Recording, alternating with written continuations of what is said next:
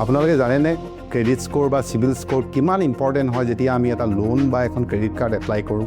Credit score কি হয় বা চিভিল স্ক'ৰ কি হয়, ইয়াৰ গুৰুত্ব কিমান?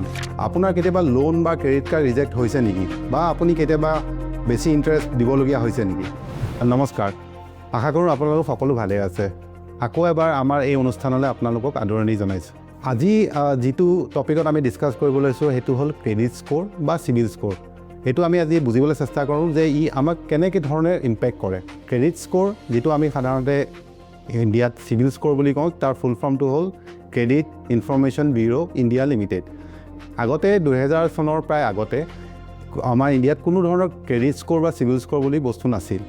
তেতিয়া বেংক বা বিত্তীয় অনুষ্ঠানবোৰে সদায় এটা অসুবিধাৰ সন্মুখীন হৈছিল যে তেওঁলোকে কাষ্টমাৰ বা গ্ৰাহকৰ লোনৰ ডিটেইলছ কেনেকৈ উলিয়াব। সেইবাবে 2000 চনৰ আগষ্ট মাহত RBI গাইডেন্স লৈ আমাৰ ভাৰতৰ কেইটামান বিত্তীয় অনুষ্ঠানে এটা অনুষ্ঠান আৰম্ভ কৰে, সেইটোৰ নাম দিয়া হৈছিলে চিভিল। চিভিল 2000 চনৰ আগষ্ট মাহৰ পৰা আমাৰ দেশত ষ্টাৰ্ট হৈছিলে। চিভিল মানেনো কি আৰু ই কেনেকৈ প্ৰণালীগতভাৱে আমাৰ লগত কাম কৰে? চিভিল এটা অনুষ্ঠান য'ত প্ৰত্যেকটো বিত্তীয় অনুষ্ঠানে নিজৰ ডাটা বা ক্ৰেডিট ৰিপৰ্টবোৰ শ্বেয়াৰ কৰে। চিভিল 3টা ডিজিটৰ এটা সংখ্যা হয়, আৰম্ভ হয় 300ৰ পৰা আৰু এইটো যায় 900 নম্বৰলৈকে। যদি কোনোবা গ্ৰাহকৰ চিভিল স্ক'ৰ 750, 750 ওপৰ হয়, ইয়াক ধৰা হয় এক্সিলেণ্ট বুলি। যদি সেইটো নম্বৰে 650 বা 750 হয়, তাক এভাৰেজ চিভিল স্ক'ৰ বুলি ধৰা হয়। আনহাতে যদি কাৰোবাৰ চিভিল স্ক'ৰ 650ৰ তলত, এইটো পুৰ বা বেয়া বুলি ধৰা হয়।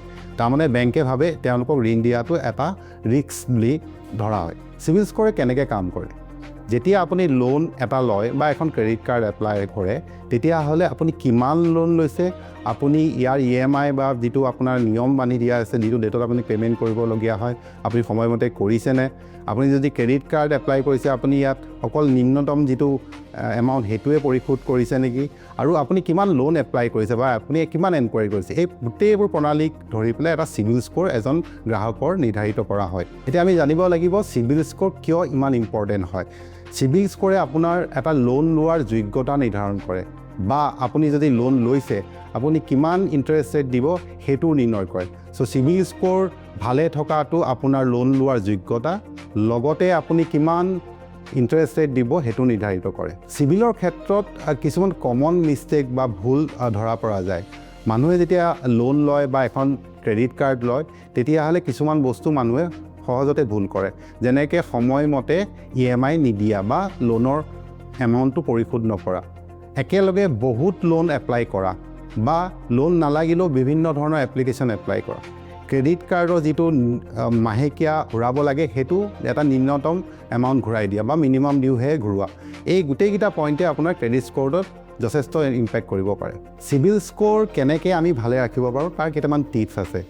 যদি আপুনি লোন লৈছে বা ক্ৰেডিট কাৰ্ড লৈছে, তাৰ যিটো EMI বা যিটো এমাউণ্ট আপুনি দিব লাগে, সময়মতে বা যিটো ডেট নিৰ্ধাৰিত কৰিছে সেইটো মতে পে'মেণ্ট কৰক। অদৰকাৰী বহুতবোৰ লোন এপ্লাই নকৰিব। যদিও আপুনি লোন নলয়, লোন এপ্লাই কৰিলেও আপোনাৰ চিভিল স্ক'ৰৰ ইম্পেক্ট পৰিব। যদি আপোনাৰ এখন ক্ৰেডিট কাৰ্ড আছে বা আপুনি ক্ৰেডিট কাৰ্ডখন ইউজ কৰে, তাৰ যিটো টোটেল আপোনাৰ এপ্ৰুভ লিমিট, তাক 30 বা 40% বেছিতকৈ বেছি ইউজ নকৰিব। আপুনি পাৰিলে মাজে মাজে আপোনাৰ ক্ৰেডিট ৰিপৰ্টটো চেক কৰি থাকিব।